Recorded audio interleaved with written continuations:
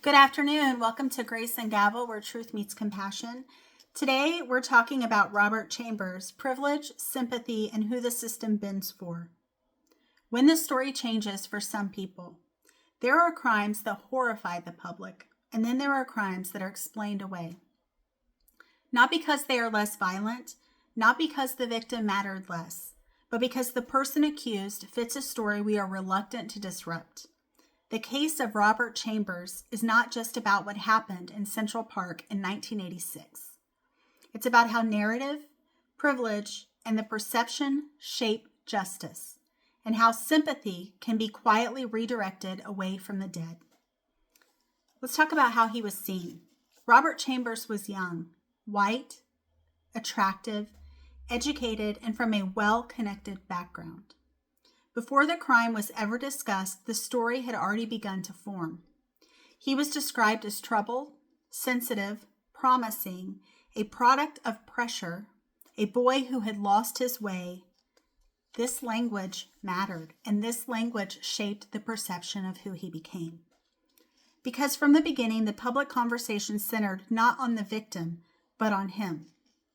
The crime and the immediate shift. Jennifer Levin was found dead in Central Park. The circumstances were violent. There was no ambiguity about the outcome. And yet, almost immediately, attention shifted. Not to her life, not to her future, not to her humanity, but to his potential. The story became one of a bad night, a misunderstanding, a relationship gone wrong, a moment that got out of hand. This framing did not arise from evidence alone. It arose from who the accused was allowed to be and who society wanted him to be.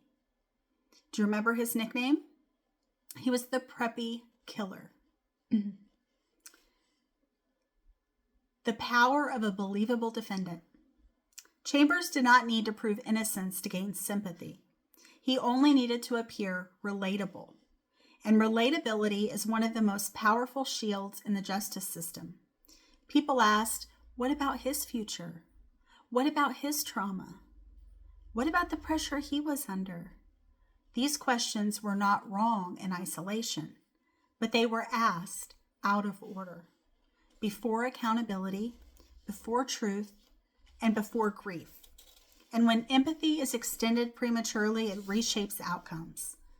Media myth and moral distortion. The media played a central role in constructing the narrative.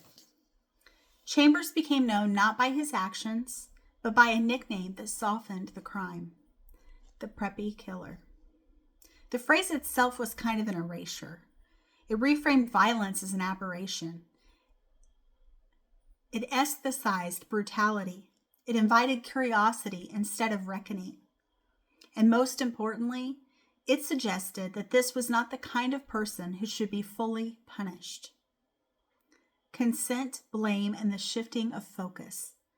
As the case unfolded, scrutiny increasingly turned toward the victim. Her behavior, her choices, her presence in the park, her relationship with the accused. This is a familiar pattern. Remember, we've talked about victim shaming and victim blaming. This is a pattern that we should recognize. When a defendant is perceived as sympathetic, the system often looks for something, anything, to complicate the victim's innocence.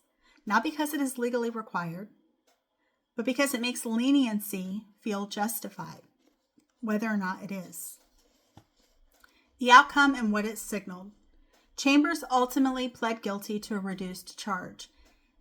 And I think based on the media and the perception of him, he was given a reduced charge for probably a very superficial reason.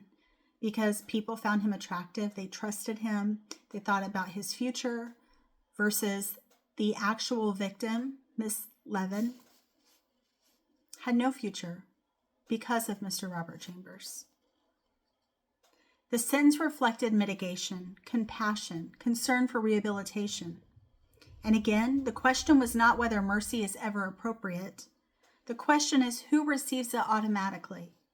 Because mercy, when unevenly distributed, becomes another form of injustice. the contrast that matters. Chambers' case is not an outlier, a 1 in a million, a fluke chance, a lucky break. No, it is a template that shows how youth becomes excuse, status becomes protection, narrative becomes defense, and victims quietly disappear from the center of the story. This is not about demonizing one man. It's about examining who the system bends for and why. In closing, the case of Robert Chambers forces an uncomfortable reckoning. We do not treat all violence the same. We do not extend empathy evenly. And we do not mourn all victims with equal urgency, which is unfair. Some people are explained, some people are protected, some people are remembered, and some are reduced to footnotes in someone else's redemption arc. This case matters not because it's unique, but because it reveals how easily justice is shaped by who we want to believe. Thank you for tuning in, and I hope that you will come back and see us again at Grace and Gavel, where truth meets compassion. I'm Buffy. Thank you, and I appreciate you tuning in. Have a great day. Bye-bye.